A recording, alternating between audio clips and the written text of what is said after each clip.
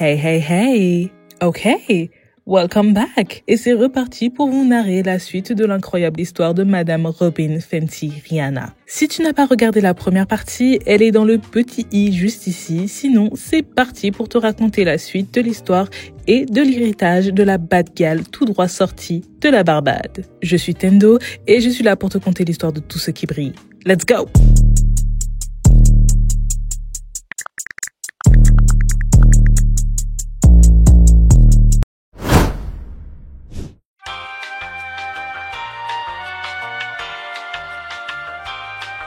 Notre Barbadienne préférée aime les hommes et l'amour.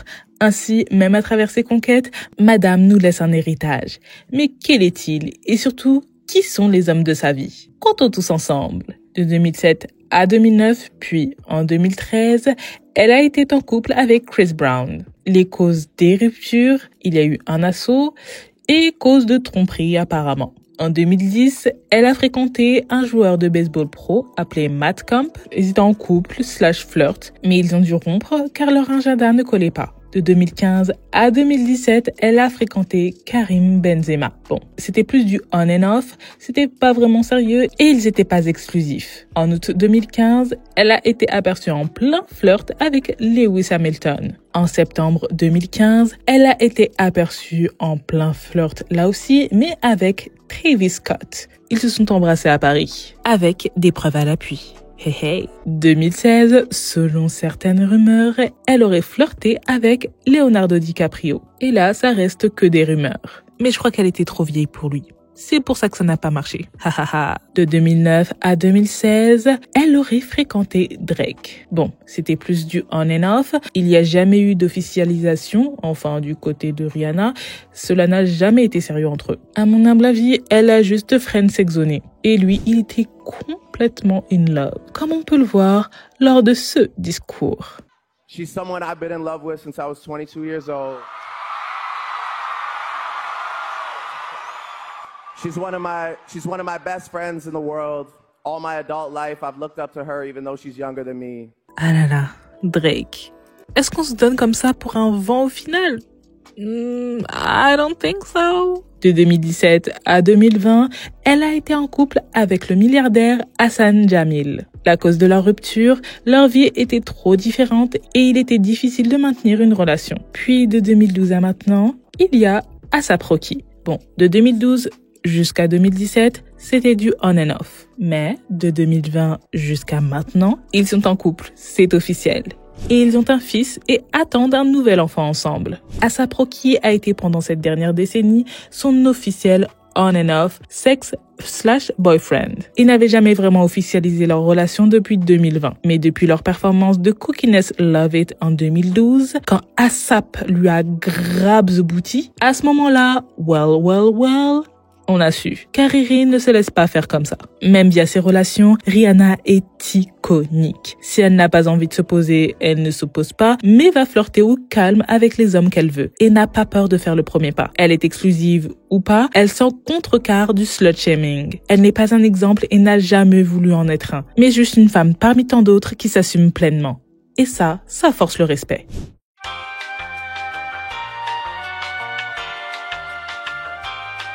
Rihanna est milliardaire. Si tu ne le savais pas, c'est que tu vis sous un rocher derrière la lune de Jupiter. Ainsi, il faut savoir une chose sur cet artiste. Rihanna est synonyme de diversification. Car ce n'est pas uniquement grâce à la musique que Madame est devenue milliardaire. Dans ce chapitre, on va passer au peigne fin l'intégralité de son empire.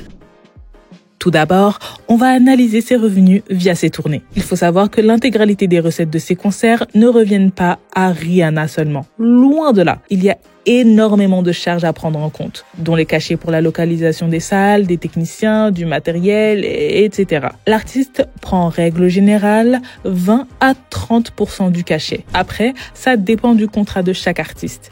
Car il y a tout de même des artistes qui prennent beaucoup plus en termes de pourcentage. Au total, pour ces 7 tournées, dont 5 lucratives, le montant total s'élève entre 300 et 350 millions de dollars. À préciser que c'est une somme accumulée sur plusieurs années, de 2010 à 2016. Passons à ses contrats publicitaires avec les marques. En 2011, elle sort sa première ligne de parfum en contrat avec Parlux Fragrances. Les prix allant de $30 à $60. De 2011 à 2012, elle devient ambassadrice de la marque Armani pour la campagne publicitaire d'Emporio Armani Underwear et Armani Jeans, collection automne-hiver 2011-2012. En 2013, elle lance une collection de prêt-à-porter avec la marque Raver Island, marque de vêtements anglaise. Ce fut sa toute première collection de vêtements en collaboration avec une marque et son styliste personnel, Adam Salman. En 2013, elle sort une collection capsule de maquillage avec MAC Cosmetics. En 2014, Fenty X Puma débarque. Elle devient ambassadrice de la marque et directrice artistique pour Puma, dans le but de toucher plus de femmes. Un deal estimé à $1 million. Même si je pense que le deal ne s'arrêtait pas là, car le montant me paraît assez dérisoire à ce qu'a pu rapporter la chanteuse à l'équipementier, mais je n'ai pas plus d'infos à ce sujet. Auparavant, un deal de la sorte, ce n'était pas si commun, surtout entre une artiste et un équipementier sportif. Septembre 2015, la Puma Suède, repensée par Rihanna, appelée Creepers Fenty, sort. En 3 heures, la paire est sold out everywhere. Cela prouve son pouvoir et sa crédibilité en tant qu'ambassadrice et directrice artistique. Et marque le début d'autres lancements de la marque en collaboration avec Riri. La même année, Esquiva Puma sort. Sold out presque instantanément. En 2016, Rihanna et Puma gagnent le prix de la chaussure de l'année pour la Fenty Puma Creeper, décerné par le FN Achievement Awards. Faut voir comment cette chaussure était absolument partout, donc c'est amplement mérité. Tout le monde voulait les avoir. Ce fut une vraie réussite pour la marque. 2016, Puma Fenty Trainers sort, puis la même année, vint les The First Slide. Un succès fou également. Elle s'est attaquée aux vêtements par la suite,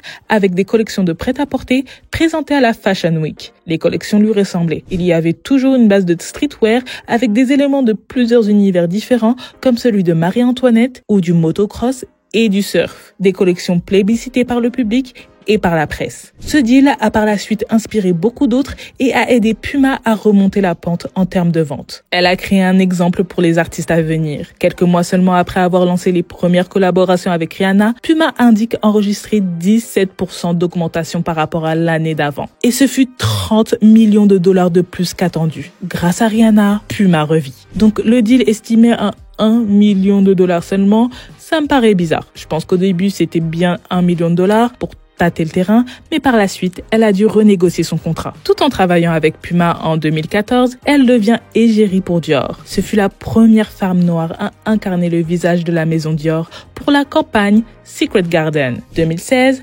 rebelote, elle continue d'être égérie Dior et designer. Pour la campagne de lunettes, une collection appelée Rihanna. Les prix allaient de $840 à $1 950.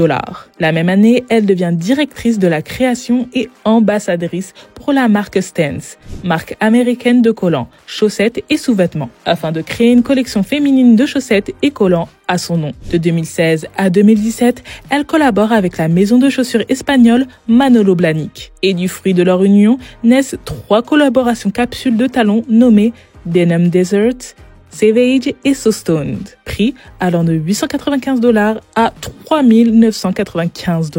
En 2017, la maison de joaillerie Chopard a invité la chanteuse à dessiner une collection de bijoux en édition limitée intitulée Rihanna Loves Chopard. Collection inspirée par les paysages et le carnaval traditionnel de l'île de la Barbade. Les prix allant de $1 200 à $9 100.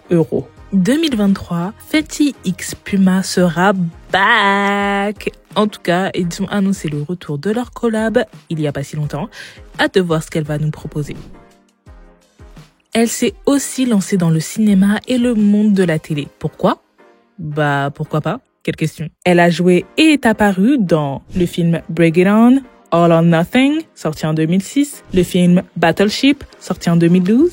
Elle y jouait l'officier Petty, appelé Cora Rex. Courant 2013, elle a eu son propre show télévisé centré sur la mode. L'émission s'appelait Style to Rock. Et elle était la présentatrice et la productrice exécutive du show. Elle était à la recherche d'un fashion designer pour créer ses tenues. Programme diffusé sur la chaîne Style Network. Le nouveau directeur créatif homme de la maison Louis Vuitton, j'ai nommé Pharrell Williams, faisait partie du jury notamment. Mais le show n'a eu qu'une seule saison à cause de l'audience et du planning de la star. Elle est également apparue la même année dans la comédie This is the End. Il y a eu le film d'animation Home avec Jim Parsons et Jennifer Lopez, sorti en 2015. Elle prêtait sa voix au personnage de Tip. Elle a aussi joué dans la série Bates Motel.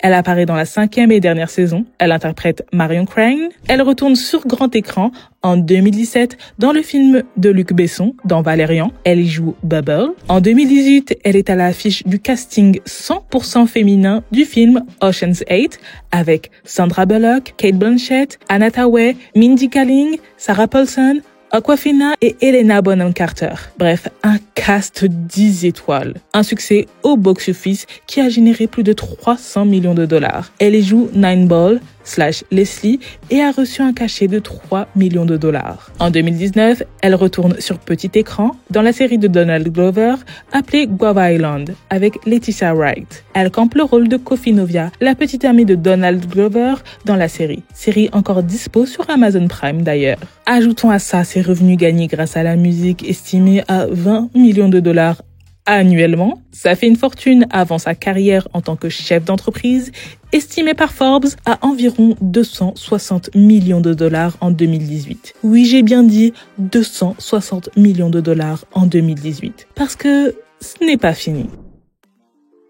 2013, elle dépose la marque Fenty, éligible pour plusieurs produits. Et de là, la spéculation ira de bon train. 2015, elle lance avec Benoît Demouy Frame, une agence spécialisée dans le stylisme, make-up et coiffure. En 2023, je n'ai pas la confirmation que l'agence soit toujours en activité, leur site internet semble fermé. C'est en 2017 qu'elle lance enfin sa première marque appelée Fenty Beauty, une marque de cosmétiques inclusive, marque qui fait partie du catalogue de LVMH géré par Bernard Arnault. Car Rihanna a certes créé la marque, mais elle possède que 50% de celle-ci. LVMH agit comme un incubateur de marque et un investisseur. Même si Rihanna est riche, pour avoir une envergure internationale et avoir de quoi répondre à la forte demande dès le départ, il lui a fallu beaucoup de fonds et de ressources pour répondre à tout ça. Par exemple, dès le premier jour, Fenty Beauty fut dispo dans tous les Sephora occidentaux et dispo à la livraison dans plus de 150 pays. Sans le soutien de LVMH, jamais elle n'aurait pu accomplir un tel exploit. C'est pourquoi souvent les stars créent leur marque en partenariat avec d'autres marques ou grands groupes pour leur envergure et infrastructure. Adidas avec Yeezy de Kanye ou Ivy Park de Beyoncé, Nike avec Jordan par Michael Jordan ou Nocta par Drake, ou bien Marc Jacobs Beauty ou les lignes de beauté Kat Von D Beauty avec LVMH. Fenty Beauty a fait du boucan pas possible dans le monde entier, car c'est une marque dite inclusive et surtout qu'elle a proposé dès le départ 40 teintes de fond de teint et 50 teintes d'anti-cerne. Une révolution pour le marché. Enfin, est-ce réellement une révolution pour le marché? Non. Pas vraiment. Des marques proposaient déjà beaucoup de teintes de fond de teint, MAC, dont elle a été égérie, Estée Lauder, Make Up Forever, Iman, Bobbi Brown, Clinique ou même Black Up. Car on n'a pas attendu Rihanna pour se maquiller. PS, je suis une femme noire à la peau très foncée. Mais la réelle révolution, c'est que Fenty Beauty n'avait pas peur de dire que c'est une marque inclusive et de le montrer avec des mannequins de toutes les couleurs. Toute personne fut représentée. Et c'est là où réside son génie, dans le marketing et le storytelling. La première année, en 2018, la marque a engendré plus de 570 millions de dollars en termes de chiffre d'affaires. Après seulement un mois de lancement, les ventes étaient estimées à 72 millions de dollars. Et beaucoup de produits ont été sold out, surtout les fonds de teint les plus foncés. Je le confirme, ce fut la misère à ce moment-là pour beaucoup d'entre nous. Il était impossible de trouver sa teinte quand tu voulais tester la marque en tant que femme noire les premiers mois. En 2019, les ventes étaient estimées à plus de 600 millions de dollars. Le magazine Time a cité la marque dans le top 25 des meilleures inventions de l'année 2017, à côté de la Tesla Model 3 et de l'iPhone 10. 2018, Savage X Fenty est lancée, une ligne de lingerie inclusive. Une marque créée avec le groupe Textile Fashion Group, groupe qui possède Just Fab, Fabletics et d'autres marques. Ainsi, elle possède 30% de cette marque. Les autres investisseurs sont Jay-Z, Bernard Arnault via LVMH et d'autres sociétés de capital investissement. Là aussi, sa marque a été un pur succès. C'est de la lingerie proposée dans un large panel de tailles et présentée sur des mannequins de morphologie et origines différentes. La marque a étendu sa gamme de produits et propose des vêtements de sport, du loungewear et vêtements de maternité. Par ailleurs, ses défilés sont devenus iconique. C'est un réel rendez-vous annuel sur Amazon Prime. Bon, après, cette marque a tout de même eu quelques controverses. Déjà, à cause de son système d'abonnement contraignant. Il faut un abonnement pour profiter des réductions VIP. Bon, un peu bizarre de payer pour profiter de réductions, mais on va crédulement passer ce détail because the fuck. Certes, on peut annuler l'abonnement entre guillemets à tout moment, mais il faut le faire chaque mois entre le 1er et le 5 du mois. Faute de quoi, tu seras débité de 49,95 € le 6e jour. Un système légal qu'utilisent Fabletics et JustFab, mais par exemple aux States, les modalités de l'abonnement n'étaient pas bien stipulées. Pendant un moment, ça manquait énormément de transparence, ce qui a conduit à une amende de 1,2 million de dollars pour la firme de la chanteuse. Il y a aussi les conditions de fabrication de ces produits qui ne seraient pas très ouf. Certains disent même qu'elle utiliserait des entreprises en Chine, en Thaïlande et en Birmanie, qui exploiteraient ses employés. Mais tout ça reste du conditionnel et des accusations non confirmées. Je le précise, je ne veux pas être dans la sauce.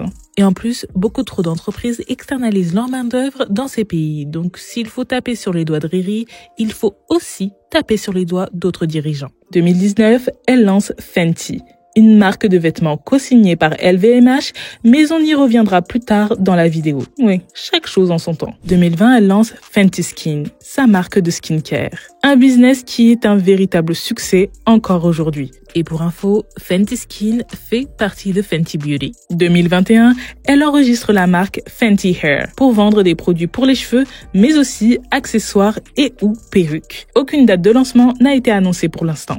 La même année, elle sort le premier parfum de Fenty Beauty appelé Fenty. 2023, elle ne veut pas s'arrêter et elle a raison. Elle enregistre la marque Fenty Kids, une ligne de vêtements pour enfants. Là aussi, aucune date de lancement n'a été donnée, mais dans son interview avec Vogue UK, elle indique que la mode pour bébé est ennuyante et que les enfants méritent une marque de vêtements certifiée Fenty. Ça promet. En tout cas, sache que son empire ne fait que commencer. J'ai dit quoi? Fenty aime se diversifier. Et en plus de tout ça, elle investit régulièrement dans la pierre, elle a plusieurs biens à son actif et plusieurs sont à louer. Des revenus passifs à en pleuvoir donc. Rihanna a un appartement de plus de 300 mètres carrés situé en Californie.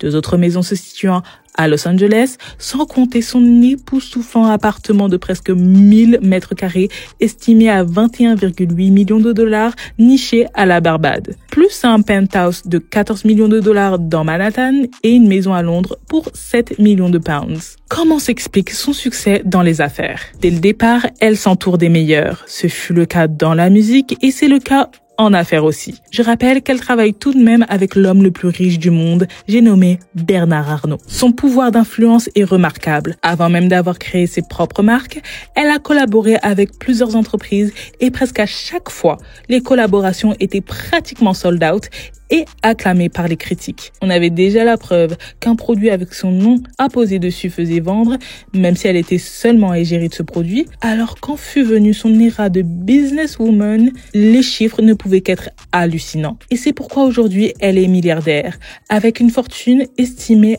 à plus de 1,7 milliard de dollars, dont Fenty Beauty, qui est valorisée à 2,8 milliards de dollars. Elle en possède la moitié, je vous rappelle. De plus, grâce à Savage X Fenty, elle possède 30%, estimé à 270 millions de dollars.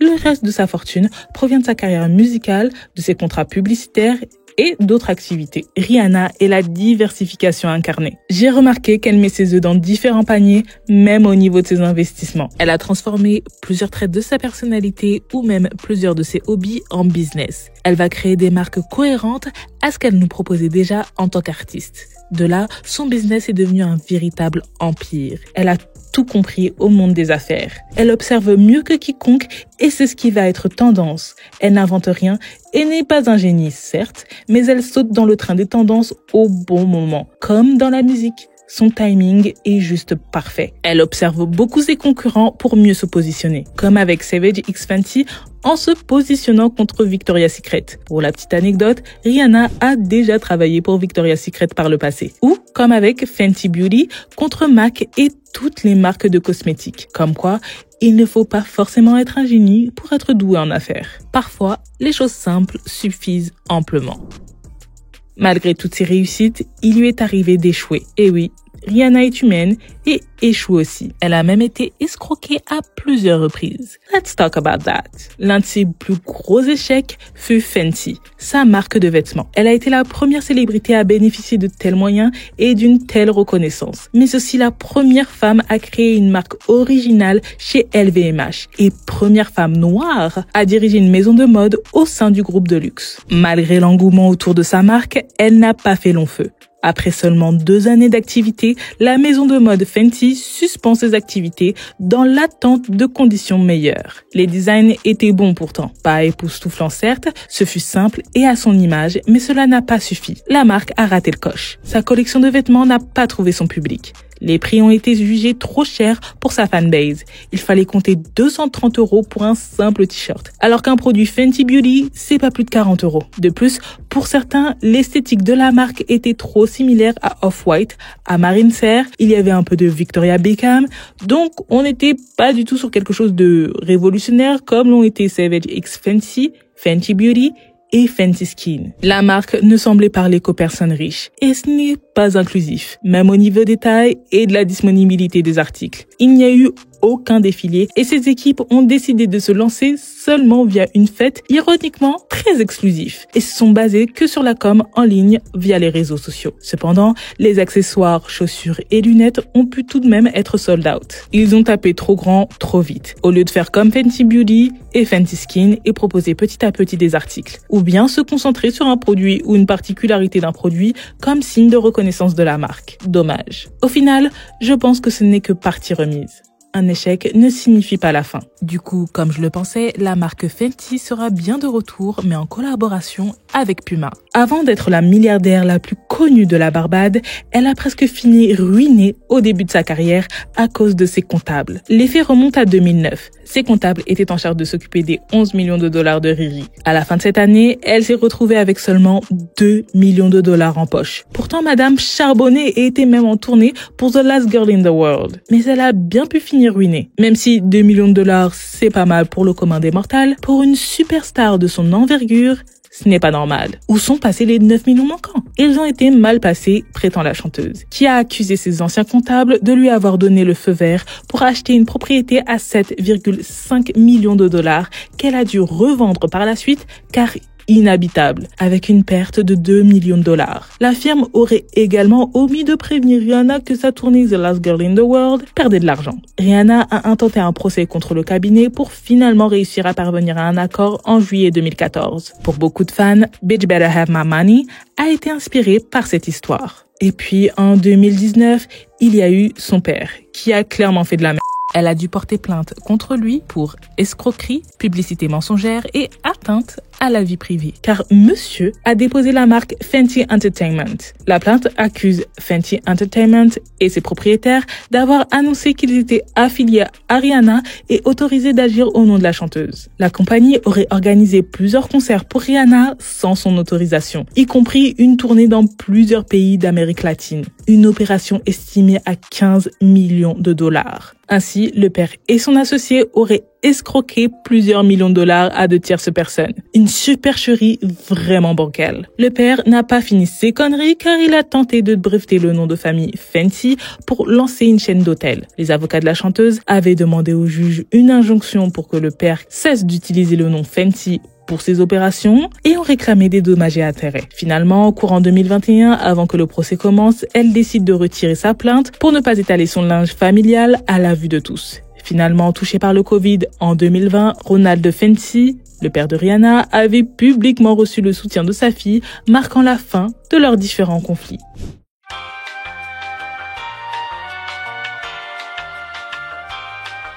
c'est indéniable. Rihanna est une trendsetteuse et une icône de la mode. Son influence est telle qu'on a tous vu les conséquences de ses choix vestimentaires, capillaires ou autres de nos propres yeux. On pouvait le voir dans la rue ou dans notre entourage, ou bien sur nous-mêmes. Son style a inspiré des millions. Et je fais partie de ces millions. Oui, Rihanna m'a influencé et inspiré, je l'assume. Son pouvoir est incommensurable.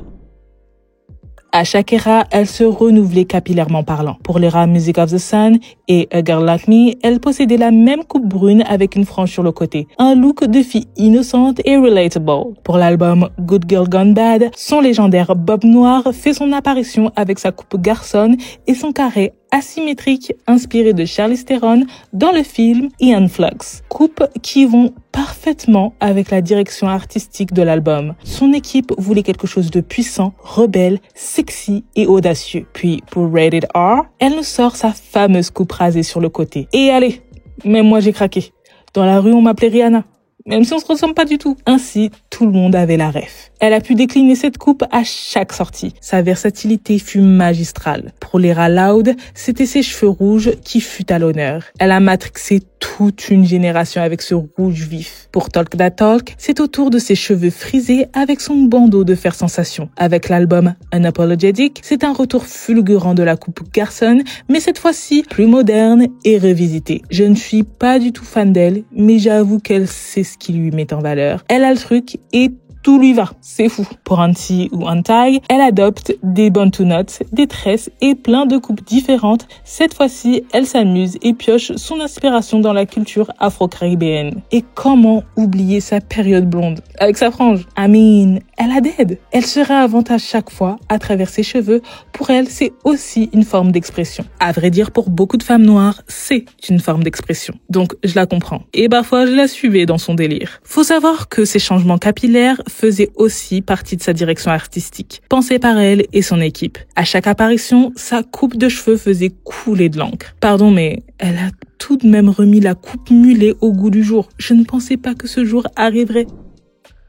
Il y a tellement de trends que je sais que je vais en oublier. Mais je ne vais pas tout citer non plus. Je vais citer juste l'essentiel. À savoir qu'elle n'est jamais la créatrice de ces tendances, mais elle a aidé à les populariser ou remis au goût du jour certaines modes, voire même donné de la force à des petits fashion designers underground. 1. Il y a le fait de porter des baskets avec une robe. Aujourd'hui, c'est tout à fait normal, mais il n'y a pas si longtemps, c'était un fashion faux pas, une atrocité, une abomination. Et quand elle l'a fait, eh bien, tout le monde a applaudi et suivi. 2. Ces manteaux très ou trop oversize, ou bien ces manteaux en fourrure de couleur bien vive, bien fluo sa mère. 3. Ou alors, le fait de porter des robes en satin pour dormir et les porter à l'extérieur. Oui, c'est elle qui l'a popularisé. 4. Elle a contribué également au trend de porter des chaussettes avec des talons. Yeah, that's her too. 5. Le mouvement no bra. Certes, elle ne l'a pas inventé, mais grâce à elle, beaucoup se sont sentis libérés de ne plus porter de soutif, même si cela fait, entre guillemets, vulgaire,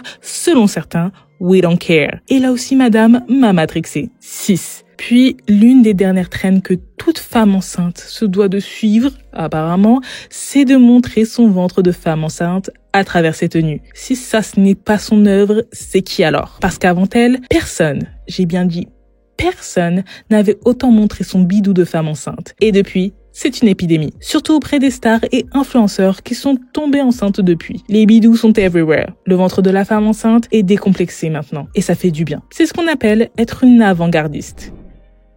Ces tatouages ont aussi matrixé des milliers, voire des millions. Celui des mains et celui de la poitrine surtout. Chez les femmes, ce n'était pas si populaire et pas commun. Et depuis l'ère Unapologetic, beaucoup se sont inspirés et ont été influencés par Rihanna pour faire des tatouages à ces endroits. Certes, ce n'est pas forcément les mêmes tatouages, mais avant Rihanna, très peu le faisaient. Elle n'a toujours rien inventé sous le soleil, car son tatouage sur la main sont des motifs maoris tatoués de façon traditionnelle avec des traits indiens, inspiré des tatouages au henné, et son tatouage à la poitrine, il représente la déesse Isis en hommage à sa grand-mère qu'elle a malheureusement perdue. L'impact qu'elle a eu, c'est qu'elle a fait connaître ses tatouages à un public plus, entre guillemets, mainstream ou plus européen, on va dire. En termes de gestion des rats, elle a été l'une des meilleures. Elle les a gérés d'une main de maître. Même après l'incident avec Chris Brown, elle a su utiliser cette peine pour la mettre dans son album. Il faut savoir qu'elle s'inspire principalement des reines Janet Jackson et Madonna pour ses eras. C'est cohérent, bien pensé et léché. Tout est dans le détail sans être dans le contrôle permanent. Pour chaque era, Riri sortait de son chapeau le style adéquat. J'ai qu'une seule chose à dire, bravo l'artiste. D'autre part, elle nous a pondu des prestations iconique. Certes, ce n'est pas la plus grande des performeuses, mais elle ne s'est jamais positionnée en tant que telle. Elle est là pour nous divertir. Et elle y arrive. Son charisme, sa nonchalance, son mood, son attitude, ses tenues et ses chorés, ce sont tous ces ingrédients mélangés qui font que ses performances sont de qualité. Elle ne copie personne. Elle est authentique et elle est elle-même sur scène. Et ça se ressent. Sa performance avec A$AP Rocky où il grabe son booty. Sa performance au Brit Award avec Drake et SZA, s'il te plaît. Celle au VMA, s'il te plaît. Sa performance au Super Bowl, bitch, please. On adore et on revisionne ses performances parce qu'elles sont uniques. Je ne pourrais compter ses apparitions à la une des couvertures magazines de mode comme Vogue, Harper's Bazaar, GQ, Allure, Elle, Vanity Fair, Heidi, Marie Claire, Rolling Stone, bref. La liste est si longue. Elle a même fait son magazine en one shot, enfin son livre photo plutôt, sold out partout. Pour couronner le tout, c'est la reine incontestée du Met Gala. Ses tenues sont toujours iconiques pour l'événement. C'est pourquoi la chanteuse a reçu en 2014 un prix saluant son parcours mode, le célèbre Fashion Icon Award. Avant elle, Lady Gaga, Iman et Johnny Depp ont été distingués de ce prix, décerné par le très respecté Council of Fashion Designers of America. Pour récupérer son prix, Madame n'a pas fait les choses à moitié. Elle est arrivée dans une robe presque transparente, recouverte de cristaux Swarovski. Une robe pour faire ouvrir les bouches. Une robe que seule Rihanna pouvait porter. I remember thinking, she could beat me, but she cannot beat my outfit. Entre nous, pour beaucoup, elle a mis la Barbade sur la carte du monde. Pour ce qu'elle a fait pour son île natale, la chanteuse s'est vue mise à l'honneur par la Barbade où une rue a été rebaptisée Rihanna Drive en son honneur, route sur laquelle l'artiste a grandi. Ensuite, en 2021, Rihanna est devenue l'héroïne nationale de la nouvelle République de la Barbade. Titre qui s'ajoute à celui qu'elle avait déjà reçu en 2018 en tant qu'ambassadrice plénipotentiaire de l'État insulaire chargée d'en favoriser le tourisme, l'éducation et les investissements. Rihanna a commencé très tôt à s'engager dans le domaine associatif et humanitaire. Elle fonde l'association Believe en 2006 pour venir en aide aux enfants dans le besoin à travers le monde. 6 ans plus tard, elle fonde la fondation Clara Lionel, nommée d'après ses grands-parents, qui s'engage pour développer la santé, l'éducation, les arts et la culture dans les communautés défavorisées. La pop star s'est également beaucoup investie pour l'île de la Barbade. Elle a notamment donné 1,75 million de dollars à un hôpital de son île. La chanteuse a également mis en place un programme destiné à payer les frais universitaires pour les étudiants des Caraïbes qui partent étudier aux États-Unis. En réponse à toutes ces actions, en 2017, elle reçoit de la part d'Harvard le prix de l'humanitaire de l'année.